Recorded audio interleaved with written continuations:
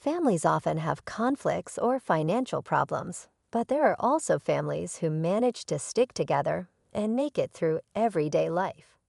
It's pretty clear which one is happier, don't you think? My name is Michelle. I've been called an oddball since I was a child. I don't know what's different about me. I just know people say I'm different. Being called different isn't the problem. The real issue is being ignored by my own parents. This led to a lonely childhood for me. I've always been sensitive to people's emotions and can somehow understand what they're thinking. I don't know why I can do this. It's not like I can always see or feel it, but it's as natural to me as moving my hand or breathing. I found it strange and couldn't understand why others couldn't do the same. There was a time when I felt a bad vibe from a colleague my father brought home from work. I warned my mother to be careful with that person, but she didn't listen. Later on, that colleague tricked my father into signing a contract as a guarantor for a loan. Although my mother didn't take my advice, when my father stepped away from the table with his colleague, I told him, "Dad, something is telling me that the word joint is dangerous. I don't know what joint means, but please be careful." So my father hesitated and refused to sign as a joint guarantor. Thanks to that, when my father's colleague went bankrupt and couldn't repay the debt, my father was able to avoid taking on all the debt. Another day, when I was shopping with my mother, I felt a wave of discomfort coming from behind us. When I turned around, I felt this bad feeling coming from a man wearing sunglasses and a hat. I said, "Mom, let's take that side street." I grabbed my mother's hand and moved to the side street. My mother was confused and asked what was wrong, but just as we moved, we heard someone shout, "Thief," from the street we had been on. The man with the bad vibe had snatched a woman's purse and ran off. The woman fell and got hurt badly. If we hadn't moved to the side street, the man's target would have been my mother. Things like this happened often, and people started to think I was strange and mysterious. My parents began to avoid me, and I felt lonely and isolated. What seemed normal to me was not normal to others. I started keeping my thoughts to myself. I stopped expressing my feelings because I knew normal people don't feel what I feel. If I didn't say anything, they wouldn't think I was weird. I would just be like a normal kid. I have a sister, Julie, who's 4 years younger than me. Unlike me, Julie is a regular kid. As the years went by, I became more withdrawn, but Julie just got cuter and more charming. It was clear who everyone preferred. Our parents started to favor Julie over me. They would say, "Julie is such a lovely girl, but Michelle seems to be a bit on the darker side." They noticed I had become less odd lately, but still thought I was different. What they called odd was me not talking about things only I could sense. It was my way of dealing with the world. I was tired of how this ability of mine was torturing me, so I tried hard to suppress it. I wondered if my attempts to hide myself and appear normal were making me seem abnormal, or if once labeled as the odd kid, that image just couldn't be erased. I grew up without much love from my parents. On the other hand, Julie received all the love, including what should have been mine. Julie, who was spoiled and pampered, sensed our parents being cold and distant toward me. She started to look down on me. "I don't like being around you. Your gloominess rubs off on me. I'm so cute, but your gloomy image brings me down." Julie started to insult me whenever she got the chance. Our parents lightly scolded Julie, but they never seriously tried to correct her. When I was in 8th grade and Julie was in 5th grade, she was scouted by a talent agency on the street. I knew it. It's because I'm cute.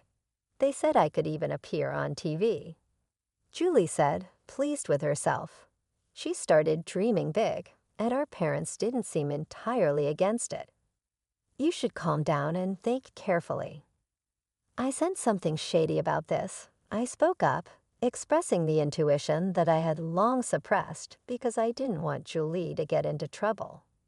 Julie, who didn't know about my unique abilities, said, "What's your problem?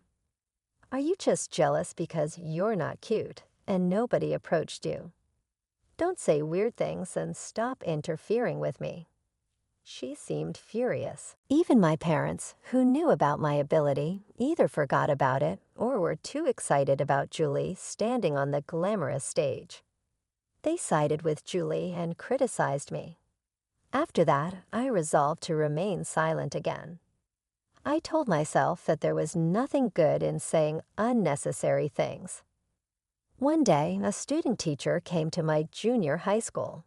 He was a male college student who graduated from the school and wanted to be a physical education teacher. As he shared his dreams about education and gave a strong greeting, the teachers and students, especially the female students, were charmed. When he responded cheerfully to the girls' excited cheers, I sensed a dark aura from him. I had always vowed to hide my unique abilities, but seeing my classmates potentially in danger, I decided to break my self-imposed rule. I chose a teacher who seemed understanding and talked to her. "I know that this is sudden, but please believe me and help me," I said. The teacher was puzzled by my sudden request, but agreed to stake out a certain location after school, just as I asked. I didn't tell the teacher the details. I had no reason to think she would believe me. But the fact that she agreed to help without any explanation made me think she wasn't an ordinary person either. The next day, the school was in an uproar. The male student teacher was arrested for violating a public nuisance prevention ordinance. The location where the teacher staked out was near the girls' restroom. Within 10 minutes of starting the stakeout, the student teacher appeared, entered the girls' restroom, and installed a video camera. The teacher caught him in the act. Thanks to that, the female students were saved from being secretly filmed, and their dignity was protected. Meanwhile, my sister, who had joined the talent agency, was proudly telling everyone about it. But there were no real lessons or auditions. She only had to pay expensive membership and lesson fees. Then suddenly, the agency closed down, leaving an empty shell. In short, my sister was scammed. She cried and screamed, directing her anger at me. "It's all because you said weird things. My future is ruined, and it's all your fault." It didn't make any sense, but my sister seemed to truly believe it. Maybe that's the only way she could handle it. For me, it was a disaster and a nuisance. Our parents didn't say such unreasonable things, but their attitude became more distant toward me and more supportive of my sister. I ended up feeling lonely again as the odd one out. I was happy that I could help everyone at school, but I was terrified that my actions would corner me. That's when I received a call from the teacher who had listened to my story, asking me to come to the staff room. Worried that I would be labeled as strange again, I opened the door to the teacher's staff room. "You knew something like that was going to happen, didn't you?" The teacher asked me in a low voice without any preamble. Thinking there was no point in pretending, I gathered my courage and told the teacher about my mysterious power. "I thought so. I know there are very few people like you," the teacher said. For the first time, someone showed understanding for my situation. The teacher said they knew someone with a power like mine, and that's why they could understand. Actually, that person is my aunt, and I've been listening to her stories for a long time. You must be worried about a lot of things because of your power. Maybe getting advice from someone who's been in your shoes will help clear your mind." Saying that, the teacher introduced me to the person. The person looked at me with kind eyes and said, "It's natural to be worried, but you don't need to suffer." I was drawn to their gentle yet deep eyes that seemed to see through everything. The person's name was Hannah, and she had the same kind of power as me. Since she was a child, she had experienced a lot of struggles in hiding herself throughout her life. The The stories from my seniors who had gone through the same experiences helped me release my worries and doubts. From this day on, my interactions with Hannah began. I called Hannah my mentor, but she just gave a wry smile and said, "Please don't." Thanks to Hannah, or rather my mentor, I changed. I have been living my life quietly, trying to stay unnoticed. But as my awareness grew, I gradually began to live a normal life as an ordinary girl. However, since the incident with the talent agency, I haven't been able to reconcile with my sister. If anything, it feels like we're drifting apart. It's become normal for her not to talk to me, and when she does, it's just to complain or insult me for no reason. I often have no idea what triggers her mood switches.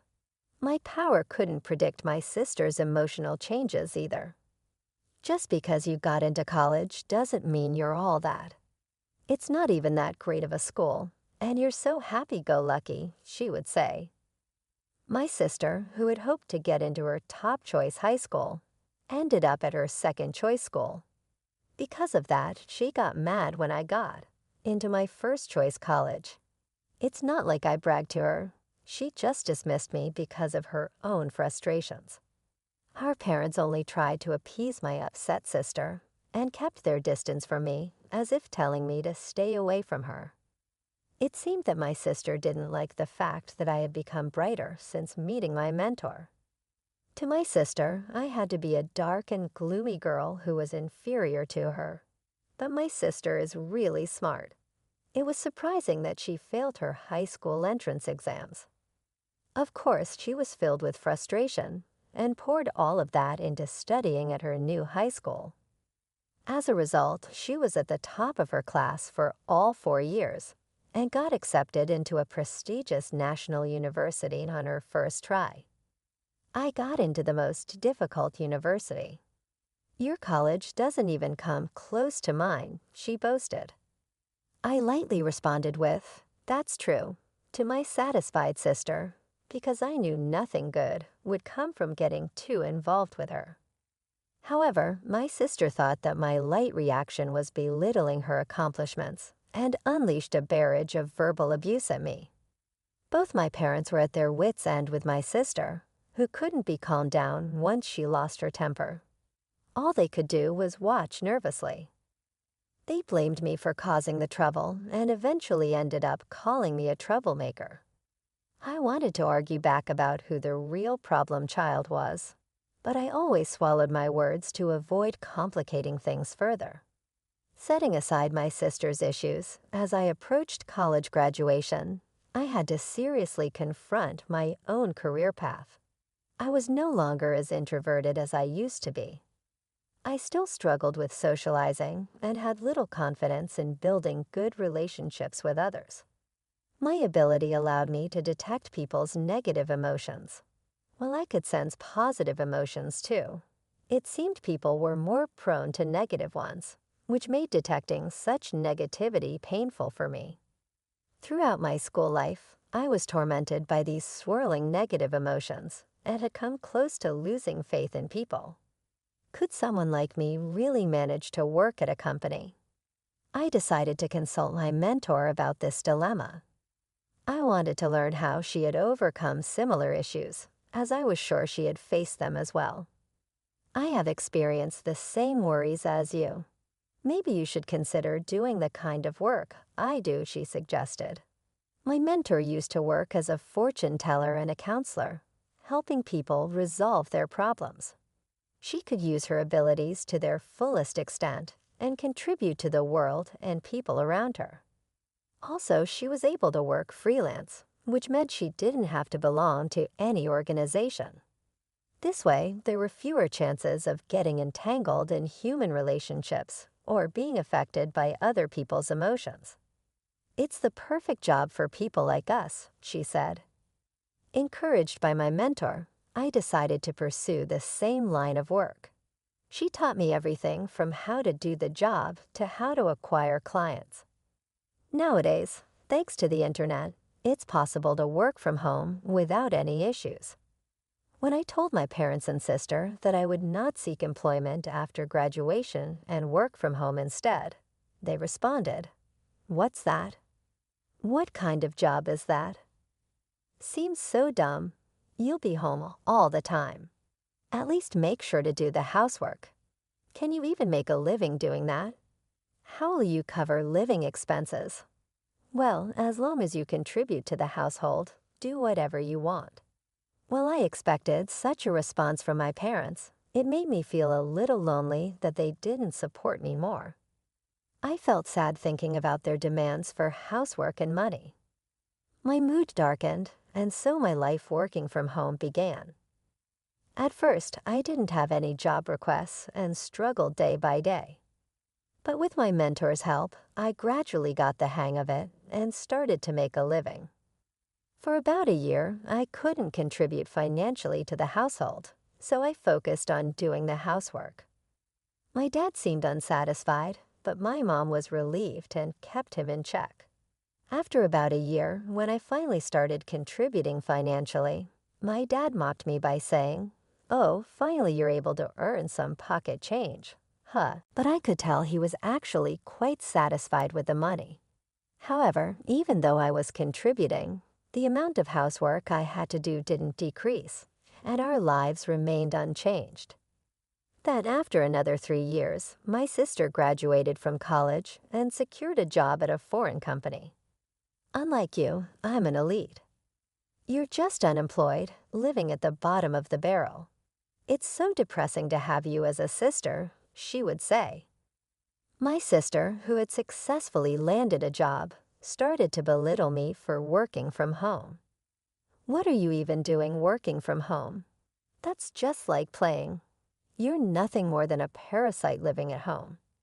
At times she'd say, "It's really weird not to work outside. I'm working hard, earning everyone's respect, and now I've been promoted to team leader. My pay is going to increase, and I'm probably earning about 5 times more than you. There's no way a loser like you can earn that much." My sister, who was promoted to team leader after only a year and a half at the company, kept one-upping me and looking down on me. She boasted about her good salary, but hardly contributed any money to the household and didn't help with the chores at all. Laundry, cleaning, preparing meals, everything was dumped onto Mom and me. When I say Mom and me, Mom mostly left it to me, so I was basically doing everything. Whenever I said to her, "Julie, you should take care of yourself a little. You shouldn't just spend all your money on fun. You should contribute to the household too," she just dismissed me, saying, "You, the unemployed, can't handle the chores. I'm saving my money for my future." Our parents also just let her do what she pleased for some inexplicable reason. Oh, it's Julie. It can't be helped. I was used to my current lifestyle, and it was a comfortable environment for me to work, so I wanted to keep it that way. But I was starting to consider how to take care of myself. Then came the bombshell announcement from my sister. Without any prior warning, both our parents and I were taken aback as she continued, "He's a real elite with an annual income." She sneered at me and added, "Marriage is just a pipe dream for someone unemployed like you, isn't it?" She said she would bring her boyfriend over next Sunday. With the rapid succession of sudden developments, Sunday came and we were still reeling. The man my sister brought along looked like a successful young man, impeccably dressed in a sharp suit. "Nice to meet you. My name is Jack," he said. "I would like to ask for your permission to marry Julie," Jack said, greeting us properly and showing good manners. "Isn't he wonderful? Just as I said, I'm going to be so happy with this man," Julie gushed. "So Jack, what do you do for a living?" Dad managed to ask, clearly impressed by Jack's presence.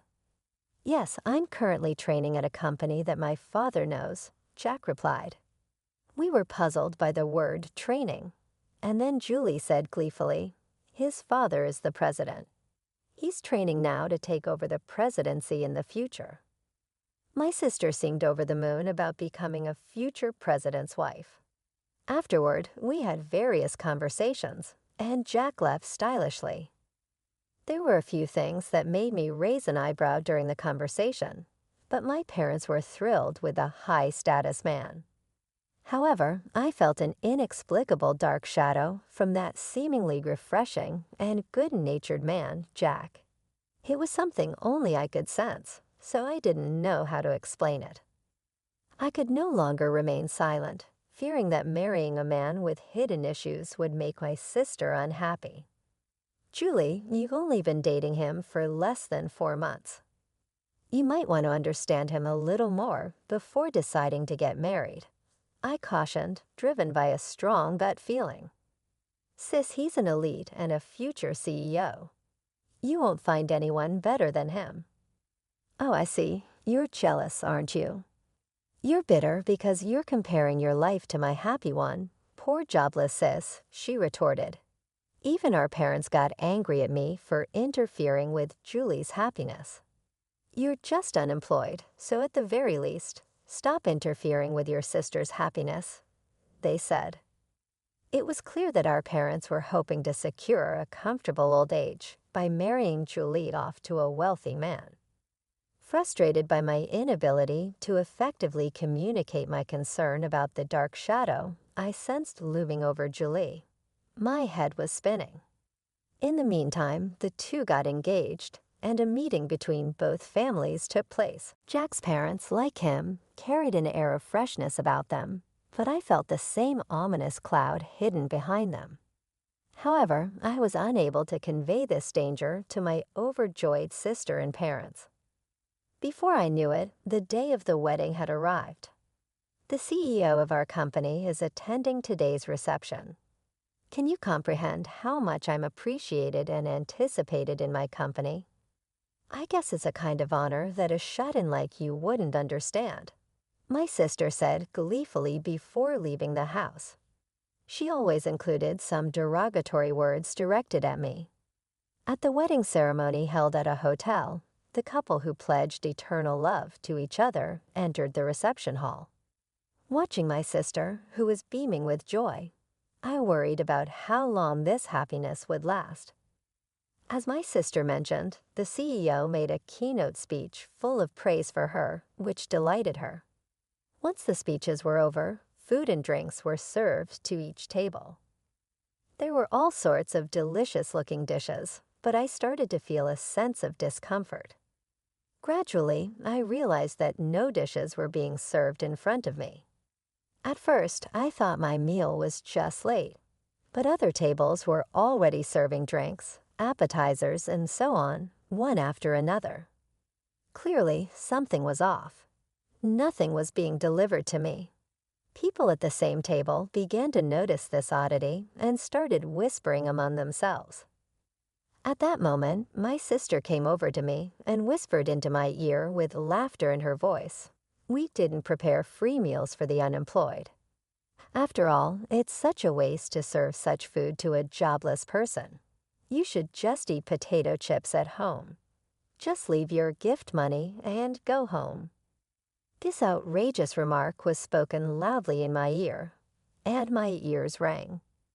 Jack, sitting at the groom's table, was grinning and nodding. Even our parents, who at first seemed surprised, said, "Well, it's true. Michelle is jobless after all." I was first taken aback, then a wave of anger surged up within me. "I never thought you'd stoop this low, sis. Mom and Dad, this is unacceptable. How could you accept such rudeness?" My parents just scowled at me, never bothering to reprimand my sister. "Fine, I get it. I'm leaving, but don't come crying to me later," I said. "You sound like a sore loser," she shot back. Amidst the chaos of these unbelievable events, a man suddenly stood up. "Sorry you interrupt. I'm the groom's brother, Larry. My brother and parents are trash, but it seems the bride is even worse." "I can't take it anymore," said the man who introduced himself as Larry. He continued, "Dad, your company went bankrupt 5 months ago, didn't it?" Pretending to still be a CEO is just a scheme to mooch off the bride and her family. Jack will never become a CEO. He's planning to leech off his wife while pretending otherwise. He's unemployed now. Larry's words caused a commotion among the guests, but my sister was the most heated. "What do you mean you lied to me? What do you mean unemployed?" She demanded, her face turning from red to blue, her eyes welling up with tears. Our parents, their assumptions proven wrong, began to yell and curse. The anguished cries of my family echoed throughout the venue. The groom and his parents remained silent, looking sulky. Before the ceremony, I had received a confession and apology from Larry and asked him to speak his mind without reservation if something happened during the reception. As my sister was berating Jack with a wrathful face, another man couldn't take it anymore and stood up. It was the president of my sister's company. "Enough already. This is embarrassing. You have no right to criticize the groom. What do you think about your terrible attitude towards your own sister?" The president's angry voice made my sister's face contoured in fear.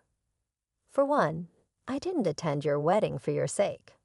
I wouldn't have come if you weren't the sister."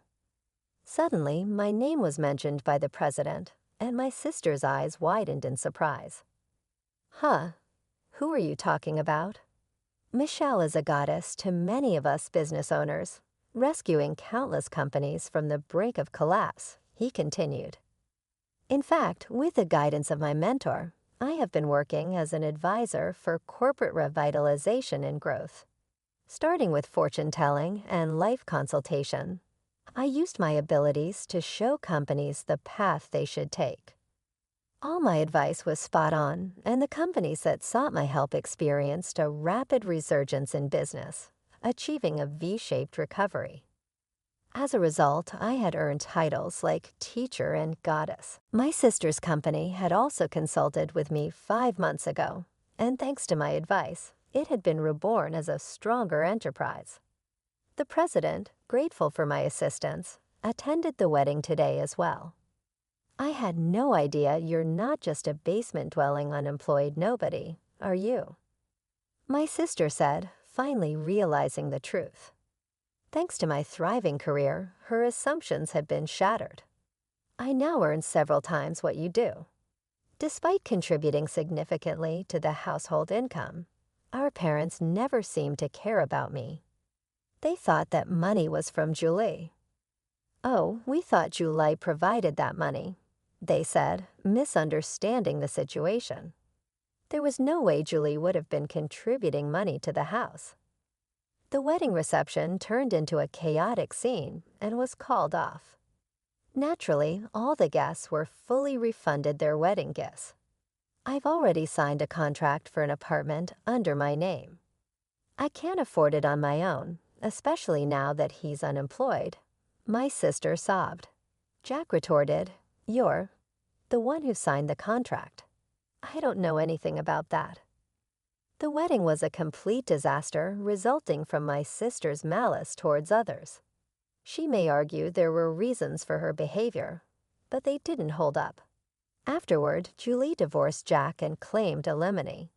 Since Jack was jobless and his parents didn't have much, she couldn't receive much alimony. She barely managed to pay for the wedding venue, let alone the apartment she had contracted. The place that was supposed to be their love nest was never occupied and was canceled. However, the debt didn't simply vanish, and Julie found herself heavily burdened by loans. Moreover, her outrageous behavior at the wedding quickly became known among her colleagues, leading to a rapid decline in her reputation. The CEO had no choice but to demote her. With no place left in the company and having lost her pride as an elite, Julie wanted to quit and run away, but she had to bear the embarrassment for the sake of loan repayment. She continued with a trivial job in a hardly noticeable basement storage room. Jack and his parents, who had failed in their plan to leech off Julie, were now scraping by with occasional day labor. Naturally, Jack's elder brother, Larry, had cut off all ties with his parents and brother. The parents quickly gave up on Julie when she hit rock bottom and tried to cozy up to me instead. To them, I said, "I've had enough of being manipulated by you. I'm cutting ties. Goodbye forever." I declared this and moved out to start a new life in a newly rented apartment. They took in the fallen Julie, who was struggling to make ends meet. Julie's salary was drastically reduced, and she couldn't possibly contribute to the household expenses. Of course, I stopped the money I was contributing to the house as well. Without my financial help and unable to lower their standard of living, our parents quickly became exhausted and struggled every day to make ends meet. They were panting and stressed, trying to maintain the lifestyle they had grown used to, but without the necessary income, it became a daily challenge. On the other hand, my work was thriving. I was able to guide many companies and individuals in the right direction, using my abilities to help them succeed. My reputation grew, and more clients sought my advice. This success brought me a sense of fulfillment and financial stability. It felt good to finally be appreciated for my skills, and to see the positive impact I was making on others' lives. After the wedding incident, I started dating Larry. He had been so honest and brave during that chaotic time, and we grew close. He recently proposed to me, and I accepted. If everything goes well, marriage could be in our future. Larry is a man of pure heart, with no dark shadows lurking within him, unlike the people my sister had surrounded herself with. Larry was genuine and kind.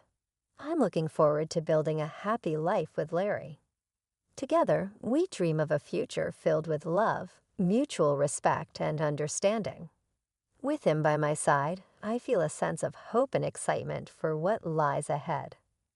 We've talked about our plans, our dreams, and how we want to support each other in everything we do. As I reflect on everything that has happened, I feel a mix of emotions. I am relieved to have cut ties with my parents and sister, who never appreciated me. I am proud of the person I have become, despite the challenges I faced, and I'm grateful for Larry, who has brought light and love into my life. Looking forward, I see a bright future. I am excited about the possibility of marriage with Larry and the life we will build together. With him, I know I will never have to hide who I am or feel unappreciated.